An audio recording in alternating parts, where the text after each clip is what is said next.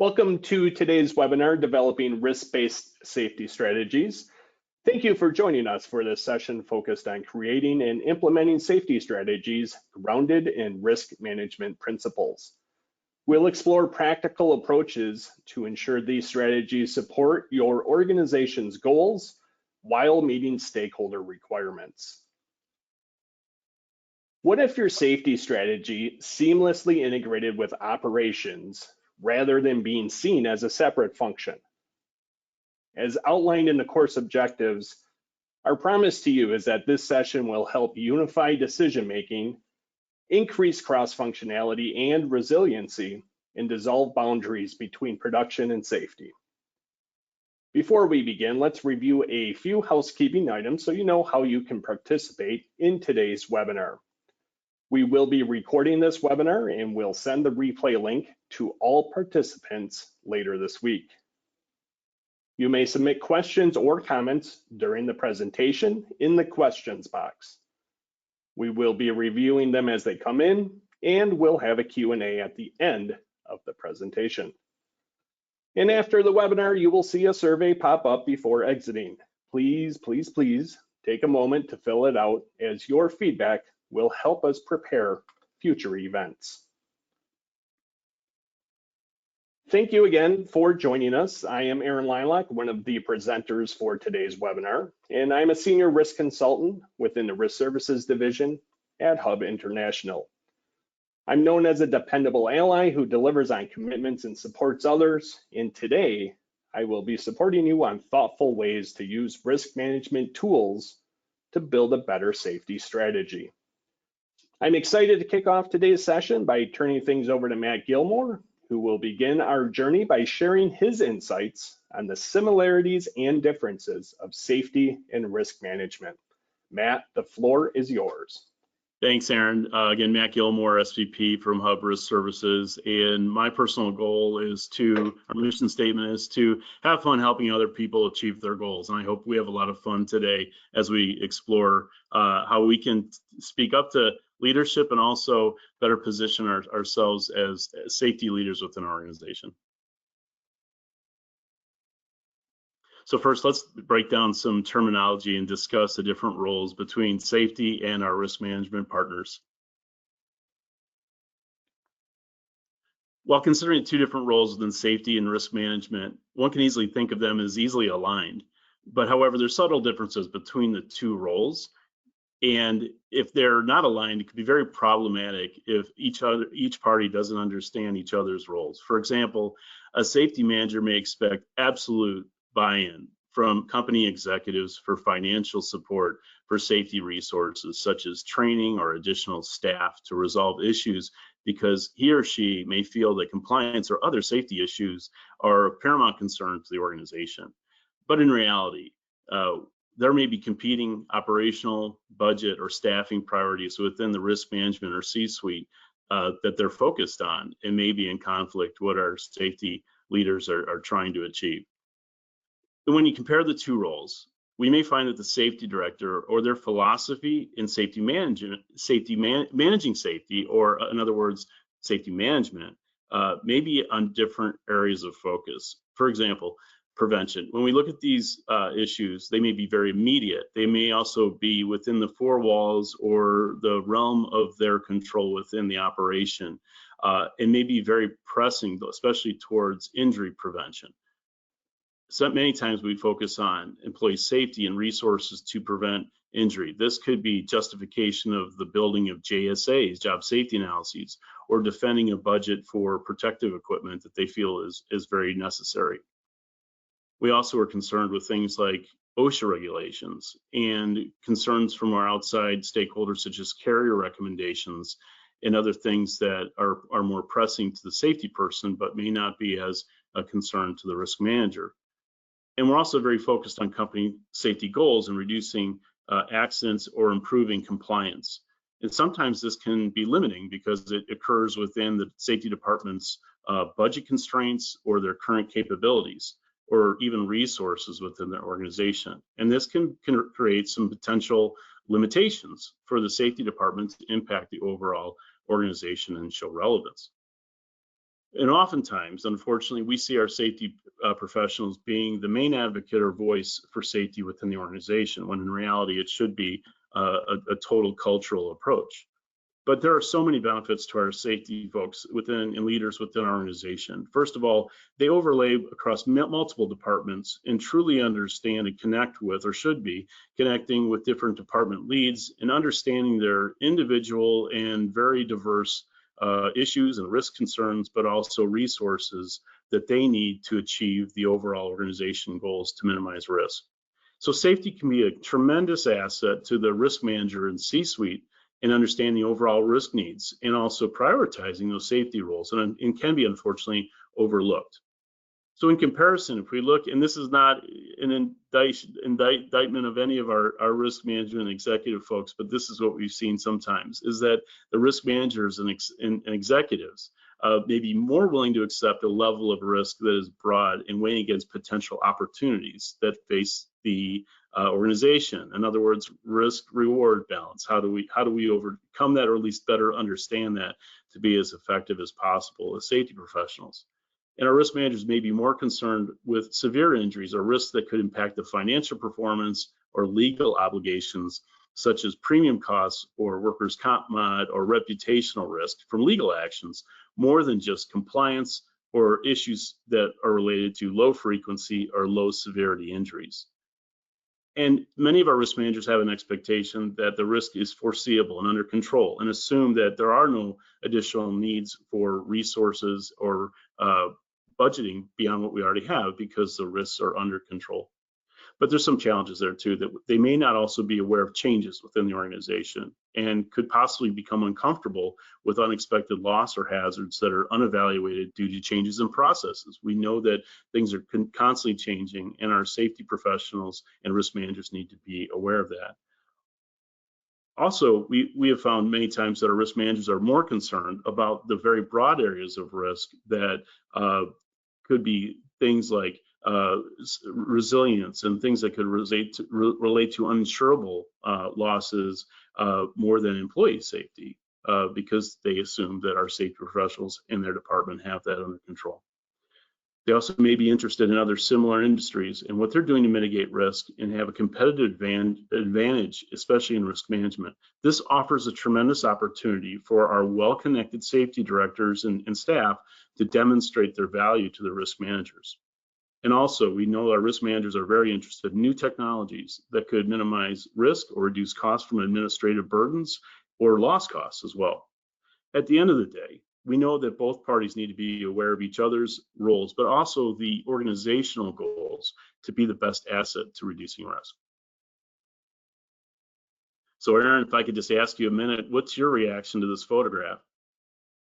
Matt, this looks like at least one person who may be unemployed at the end of the day.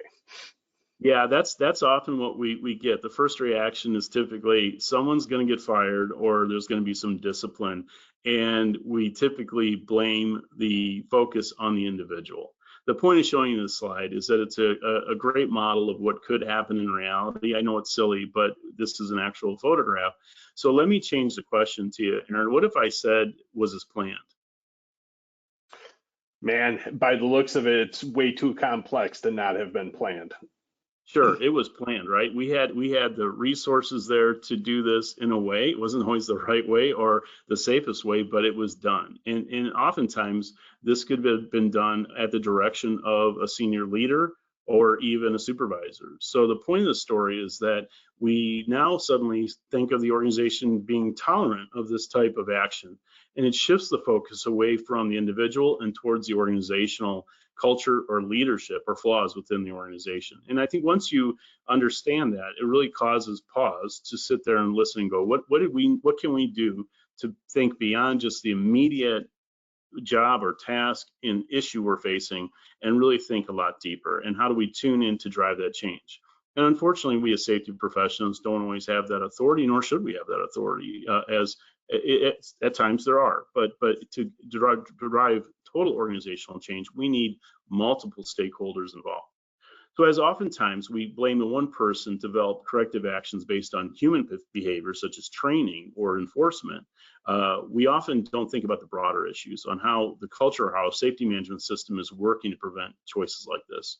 We must consider other things like causal factors, such as job planning, budgeting, proper staffing, or even evaluating how we price jobs for adequate safety provisions. That takes total commitment. From the organization has got to back the safety department, but also understand the risks and be fully aligned. And the leadership as well as safety needs to work together by discovering what failed within the organization. And that's not always easy or comfortable. I do feel that some of the trappings that our safety folks feel or put themselves in or are put in is the role of enforcer versus leader. And being a safety cop is draining, and it doesn't always get the results we need and is not as enjoyable or productive as being the safety leader. And we do that by being an influencer, leading safety values, and also enabling safe work practices within the organization. Again, this isn't always easy and can take time to influence others and to create or align your safety culture. All right, so let's break down a little bit more about the roles and responsibilities. As you can see, this is a systematic approach, and there's multiple things that we have to do. So as we talk about this, the safety directors and managers need to be, or leaders, need to work beyond the typical roles and responsibilities of employee safety and compliance. This takes finesse, and it isn't done easily or overnight. I'm sure some of you have felt that you may be disconnected from the rest of your operation, or that it's challenging to get buy-in for safety initiatives from leadership. Part of the solution is being fully aligned with leadership and knowing how to best communicate ways that they will understand from a business perspective. Knowing the overall company values and operational and financial challenges will surely help understand how to best position an argument for safety resources or for better internal controls and potential risks. And that could include additional staffing or budget or aligning the resources of the organization to be more aligned. In my experience, the best safety leaders act as internal consultants within the organization and advocate for safety and risk within their control. Otherwise, we tend to get frustrated. But remember, we have to be able to consult and communicate in ways our leadership will understand and recognize. Doing something for just safety's sake or OSHA isn't always leverage to get what you need and want within the safety culture of the organization. So what we're proposing today is being more collaborative and open-minded for the real issues that face the organization, and being open-minded to new ideas and reaching out for assistance from others within the organization or externally. But most importantly, building relationships with those external resources, such as your insurers and brokers, folks like us. What our safety folks need to understand the resources that are available to them and using those resources when appropriate. This can offset administrative issues or burdens that you have, but also further enhance the safety department's capabilities. You have customers, and communicating safety strategies from your company and your risk values can better understand how the company can enhance their safety improvement goals. Suppliers, input on product design or even better align with your safety goals. For example, shipping containers that are properly labeled or fitted with handles that can minimize your ergonomics risk. What about associations or your other colleagues in the area to identify changing technologies or competitive advantages that you could take advantage of? And also our subcontractors. How can we best align our safety vision and culture, making sure that they have the resources and their programs aligned to work within your safety culture as well? Matt, thank you. I may be using a little bit of an analogy here, but what I think Matt's trying to say is sometimes we are all in the same boat and we're all going in the same direction. It's just that we're rowing in slightly different rhythms. And what we're proposing is to use some of the tools and techniques that we reviewed today to just get everybody in the same rhythm, the same cadence, and just be more efficient in how you're working through safety and overall risk management. So Matt, again, thank you. Great way to start our session. Really appreciate that. So now we're going to look at ways that we can identify risks. Some risks are super easy to identify, like fire or floods. Some risks a little bit more difficult to identify and predict. Workplace violence comes to mind. social engineering scams. However, there are multiple traditional and emerging risk management tools to help organizations identify, assess, communicate, and plan for those risks. And applying those to traditional safety management, again, helps create alignment with organizational objectives, which Matt just spoke about. And adopting a team approach to identify risks is going to help organizations uncover risks that wouldn't necessarily be apparent to an individual. It can also provide diverse perspectives on those risks, as well as reveal how risks are interconnected. As we work through each of these tools, just keep in mind that they're designed to be used in a team environment. And your team could include members from many departments or maybe just a select few. In either case, it's important to equip your teams with diverse backgrounds to maximize the effectiveness of these tools. And so the first few tools we examine will help safety teams integrate their strategies with the organizations. And then the last couple of tools will help examine individual incidents for risks to be further analyzed and prioritized. And so our first tool in really planning strategies is a simple SWOT analysis. A SWOT analysis in its pure form is to help a company analyze and communicate its strategic and competitive advantages or disadvantages to overcome. The SWOT can help you communicate your organization's competitive safety advantages to both its internal and external stakeholders, such as your insurance carrier loss control consultants, your company's leadership, the communities that you work in and support, as well as potential job candidates. And so SWOT is a great early stages tool to build collaboration and a team approach while seeing how risks are interconnected throughout an organization. SWOT helps to dissolve boundaries between departments, particularly operations and safety. And if you've never seen one of these before, think of your strengths and weaknesses as your internal analysis, and then the threats and opportunities on the bottom as those that are external. It can be a challenge analyzing those external opportunities and threats and how those impact safety. And so a PESTLE analysis is designed to help populate those external boxes of your SWOT analysis. And PESTLE is commonly used in risk management, and reframing it into a safety context does take a little bit of nuance. And so when examining the external environment a business operates in, it's important to evaluate the specific industry you're in. For instance, if you were just evaluating the construction industry, that would be far too broad in comparison to, let's say, residential HVAC installation and repair.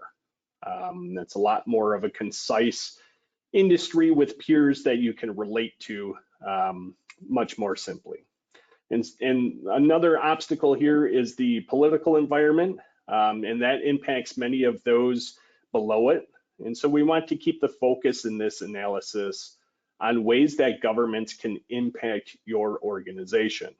And some ideas to consider in the political environment include the impact of tax, trade, tariff, and immigration policies.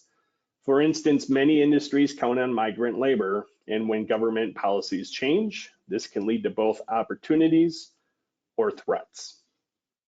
Yeah, Erin, if I could add to that too, I think the strength of the PESTLE is really to look at the external forces that can really keep your organization from reaching your safety goals.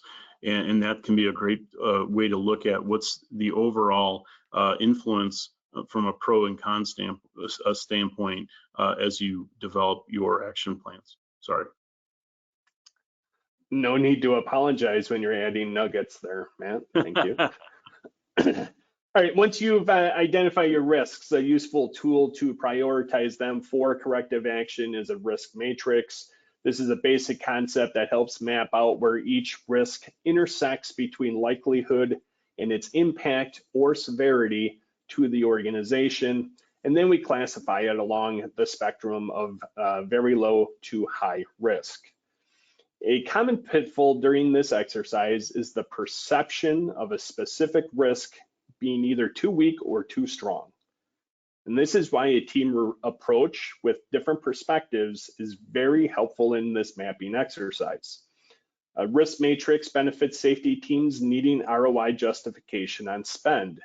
If the team addresses a serious or high risk, and that has been quantified through a team approach, it's much easier to obtain executive sponsorship.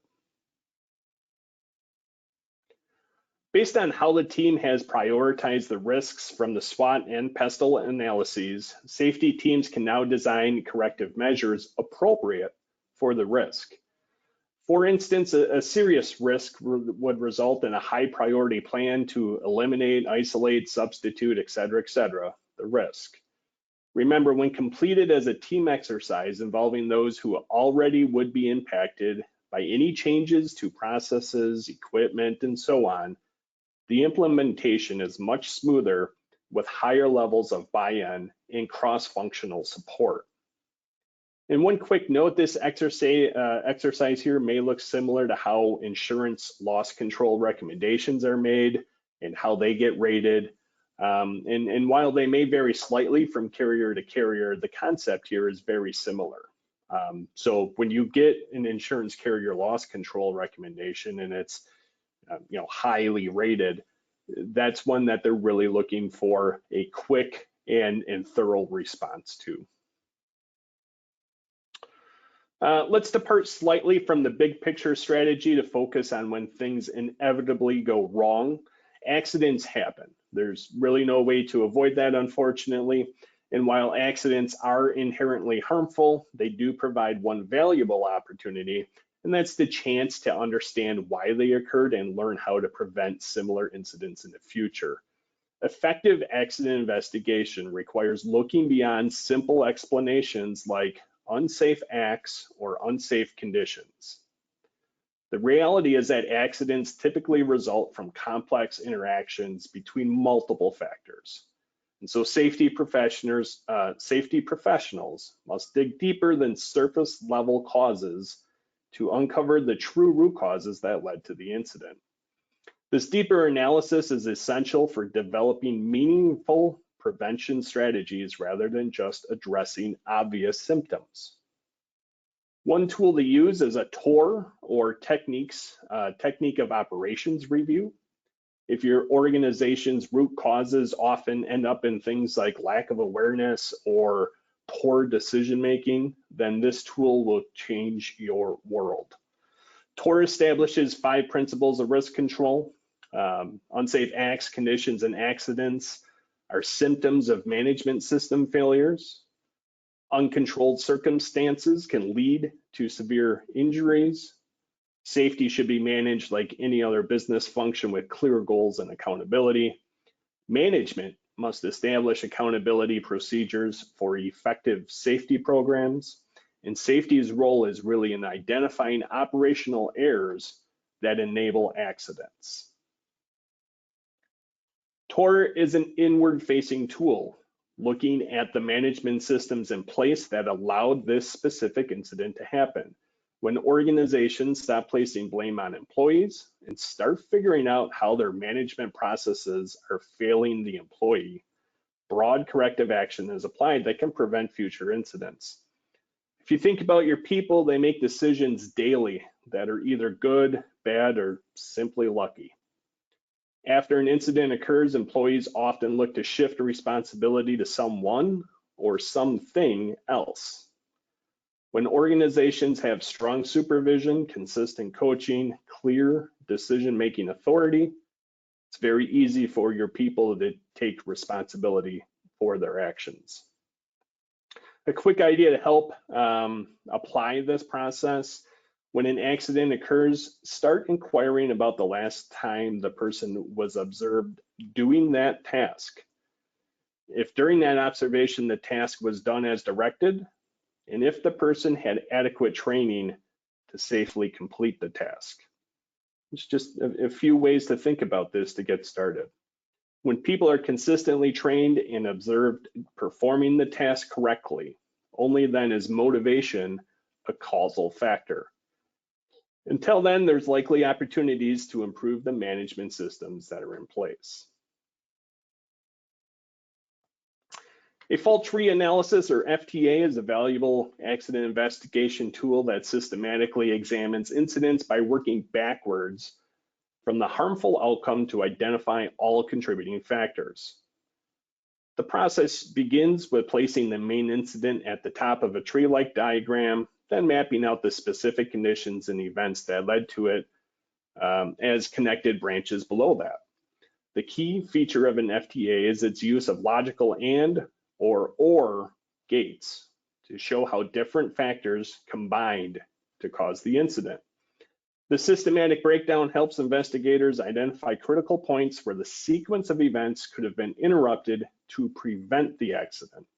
By understanding these potential intervention points, organizations can develop more effective prevention strategies and safety measures to avoid similar incidents in the future. This method is particularly valuable because it moves from general circumstances to increasingly specific details, providing a comprehensive view of how multiple factors contributed to the system failure. As you can see here, this is a very strong visual tool to be able to use with safety committees, incident investigation teams, or when highlighting opportunities with executives. In this example, the injury is at the top and is connected with AND gates B through E on the second level. Without even one of those ANDs, the injury simply does not happen. The investigation then continues with a bunch of ORs and ANDs and shows the many factors that cause the injury. It's really important here to remember that removing ORs likely does not prevent the incident, or at least not as effectively as removing ANDs. There are, of course, some assumptions for consideration, like the components existing in either a success or failure mode, and the independence of component failures from others. But even with these shortcomings, FTAs can help analyze incidents very well. There are some key limitations here as well. Uncertainty exists. If the probability of underlying events is really unreliable, then the overall risk assessment becomes questionable as well. An incomplete analysis can mean that you're missing causal factors, and that leads to overlooking important failure pathways. It can be static if systems become outdated or procedures change over time. It's a little hard to identify human error within something like that because it's kind of a methodical approach. And then there's many complex interactions that can happen within a process that may be through a domino effect or a sequential failure. Those are maybe difficult to capture and place through that. But even with those limitations, an FTA should be used alongside other investigation methods to, again, create a more comprehensive accident analysis.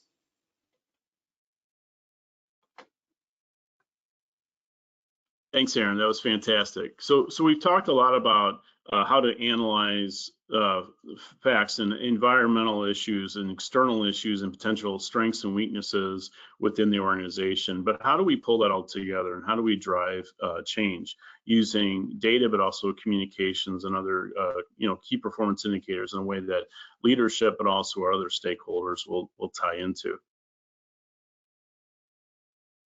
So this is the big one. We have to be aligned with our organization to be successful. We've said that multiple times. And I know we've thrown a lot of terminology at you and examples at you, but the overall goal is to be aligned with the organization's goals and communicate measurable actions to achieve results. Again, this isn't easy. We may be creating new methods and new tools and new communication tools within your company, and that can take some time. But firstly, does your organization have an established value statement? It may be written and well institutionalized, or you may be part of a smaller organization where values are more tribal knowledge. Does the company specifically state its values for safety and risk? For example, the company's statement may be, everything we do is based on being the safest company in the US.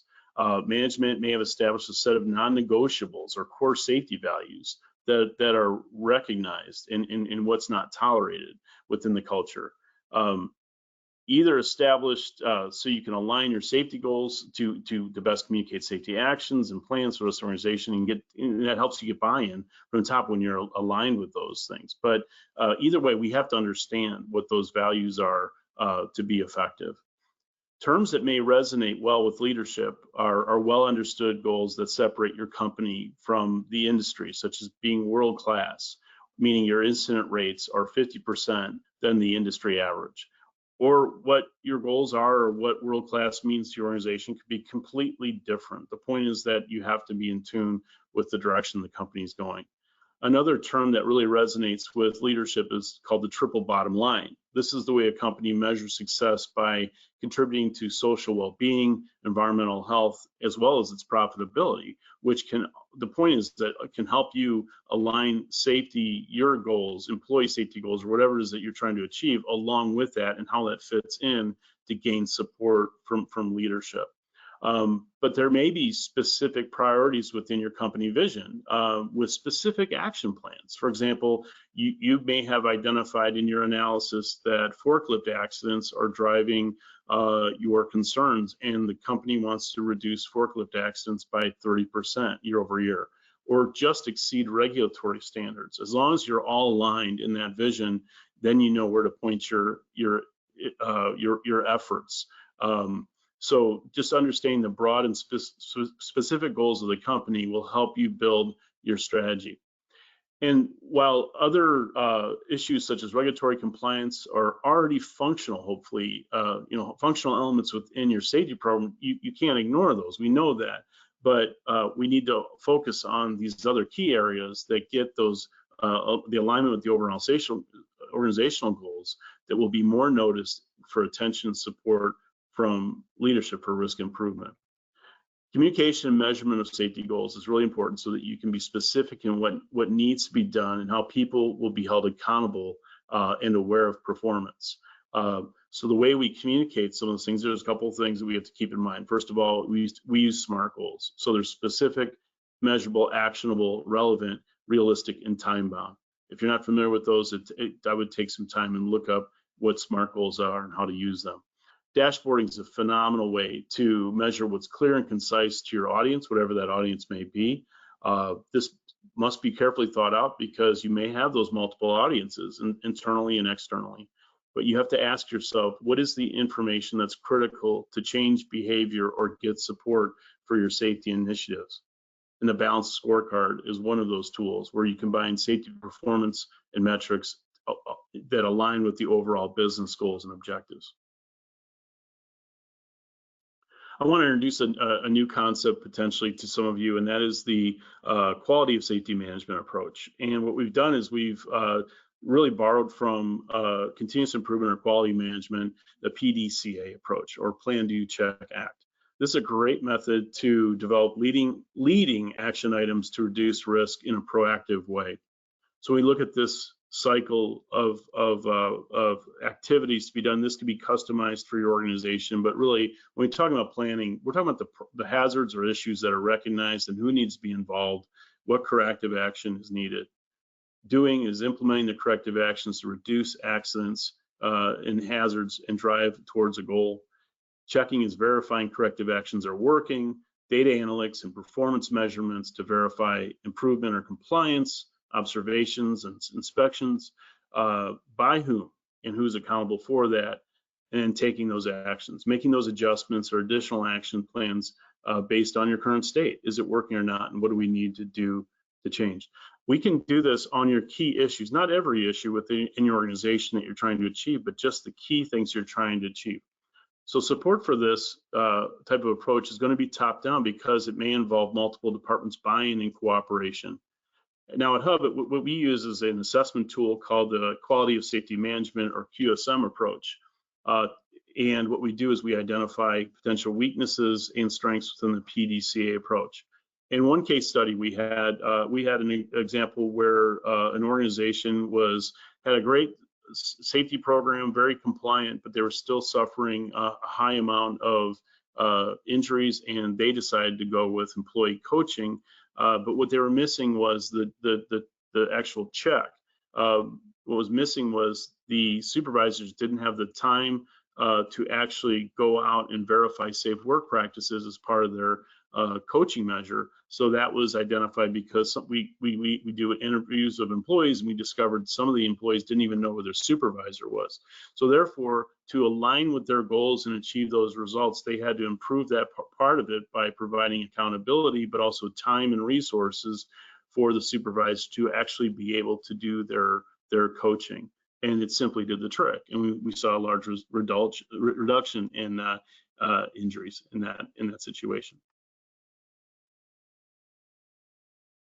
I know this is a busy slide, but it's one model that I think is often overlooked and underutilized, and that is the utilization of the BLS incident rate benchmarking.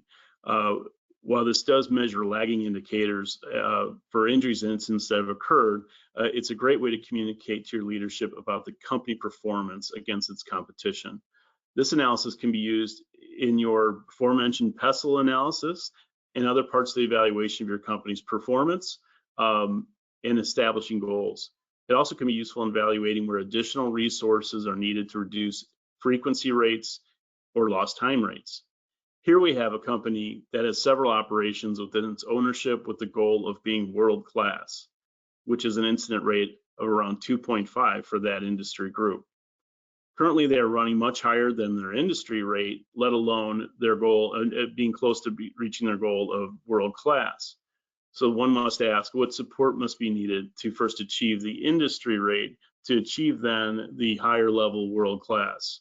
What I like to say to my clients is that when you are running a much higher incident rate than your competition group, you are at a competitive disadvantage to your competition, and that seems to really get attention from leadership because they want to be aligned with that.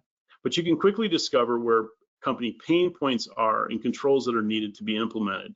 Do you have a higher frequency of incidents year over year, or do you have a higher frequency of your competitors in your business class? What's different about your organization that creates a higher frequency or a lower frequency of accidents than your industry group? And what else can be done to either react or strive to be better through celebration? One consideration is the lost workday case rate. You know, what controls need to be implemented to tackle the severity of cases? Are there additional injury management programs that need to be implemented? Or are you seeing a high frequency of lost time cases that could indicate more severe cases and the need for better controls over severe injuries, such as guarding or automation?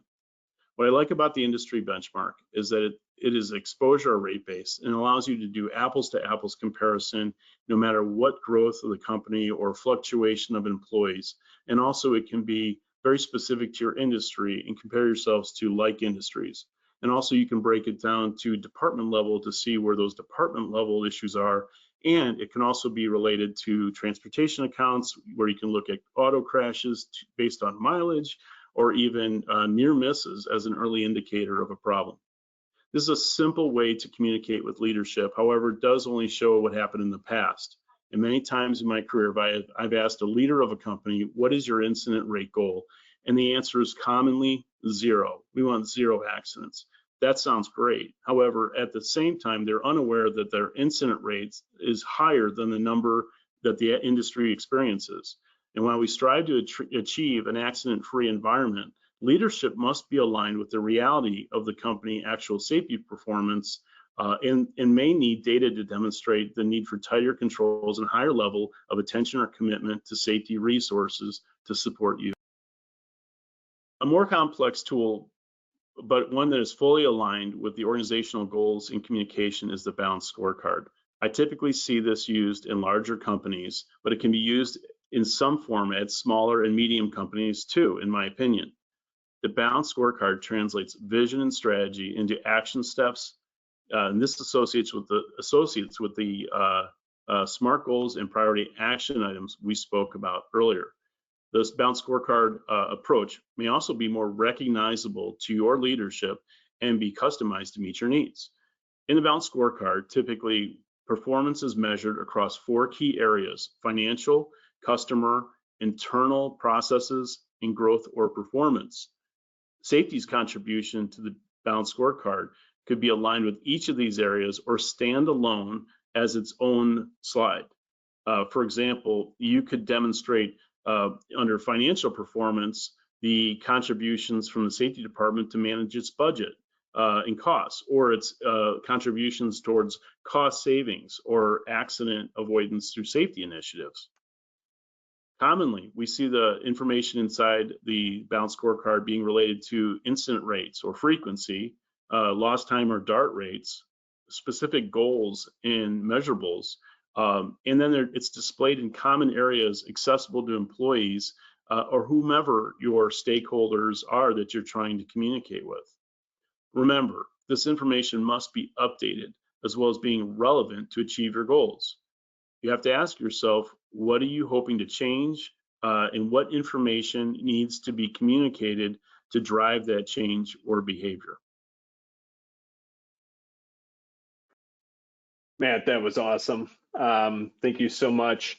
As we wrap up this session, we thought we would provide a roadmap of sorts that outlines all the major concepts we covered today. We felt the visual would help delineate between proactive strategy planning as well as strategically reacting to events that happen. When combined, all these tools help create a strong safety strategy, again, rooted in risk management principles. And so I think we've covered a lot of ground today, obviously, and now we'd like to address some of our audience questions that our team has pulled up.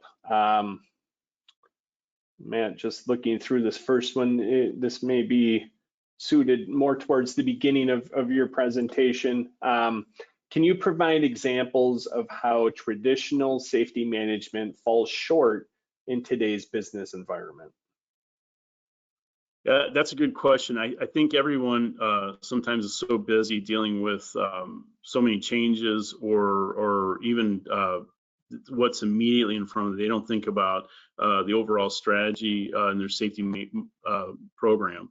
But it really depends on where the company's at from their own maturity or sophistication in their safety program. For example, just coming to mind, I was thinking of a really large organization that had, I was mentioning earlier today, they had excellent safety programs in place, their compliance was in place, but they were not able to recognize that their supervisors were visible or accountable to provide that safety coaching to meet their goals. So it was like one priority was keeping people from their overall strategy because of all the time constraints of today.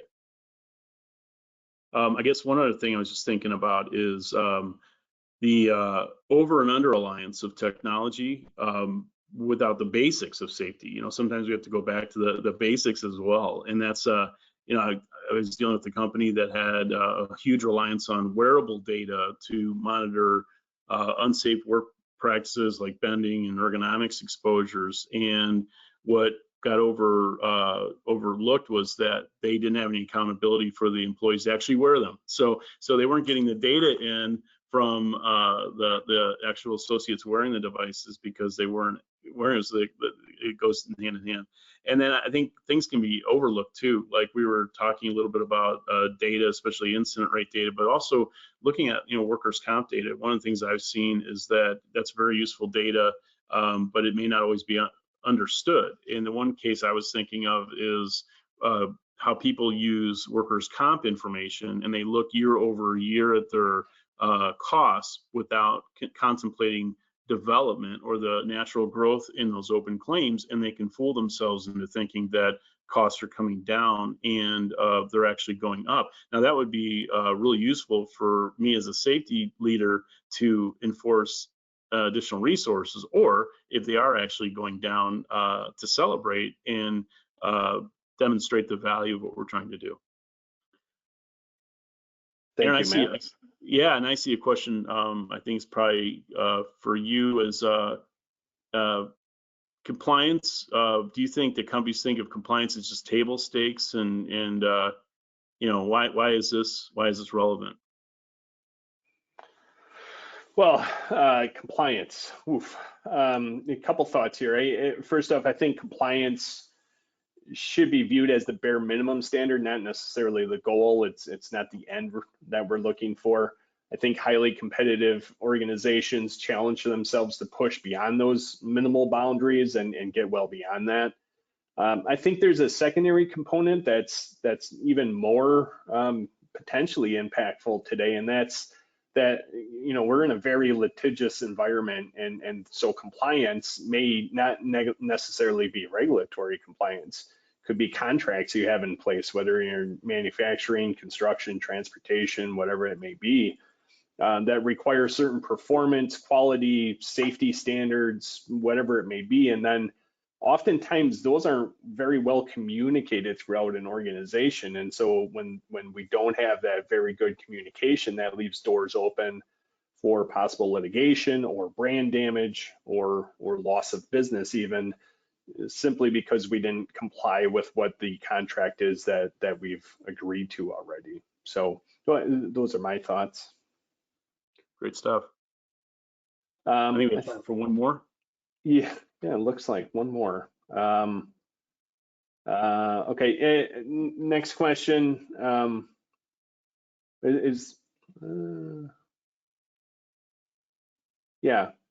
I think this one's for me, so I'll read it to myself if that's okay, Matt. Okay. Do I need additional training or a certification to implement these approaches effectively? Again, man, wonderful questions, audience. Thank you so much. Very good question.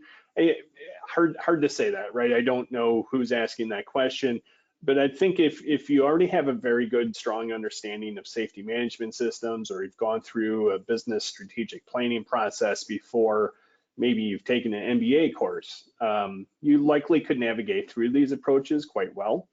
For those of us who came up more through operations without that formal risk assessment education, I feel there's a number of options out there to help expand your understanding of the principles that we covered today. The National Safety Council has a very good course called Effective Safety Management Practices. You can certainly check that out. If you're in the risk management field or want to learn more about risk management, getting your associate in risk management designation through the institutes is a very, very in-depth and good course and designation to obtain.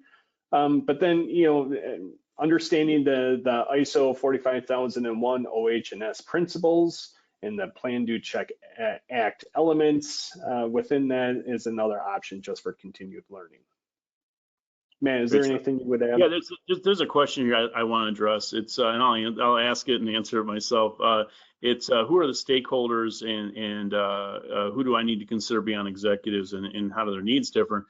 And I would say, it really depends on the organization and their goals. For example, I know we have some nonprofits on this call, and they are very concerned about brand and potential negative, press or issues that could affect their reputation for donors and volunteers, and they're concerned about their costs. They have to be careful as any business, but a contractor may be very concerned about their workers' comp mod and ability to bid projects and their customer demands due to safety performance. And back inside, the employees could be a main stakeholder outside of your own leadership and executives, because you want to demonstrate plan or commitment along with those KPIs that you're tracking to communicate your goals and visions. So, I mean, it really just depends on the organization, their maturity level, and their support. But like we were saying from the beginning, this is an internally and externally valued approach to get the most effectiveness out of your risk performance. Thank you, Matt. Thanks. Well, we've come to the end of our time, and I'd certainly like to thank Matt Gilmore for his insights and expertise on this important topic.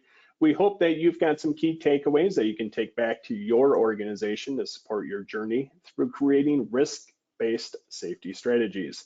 If we did not get to your question today, not to worry, a Hub representative will follow up with you directly after the session. And of course, be sure to watch for the webinar replay, which we'll be sharing later this week.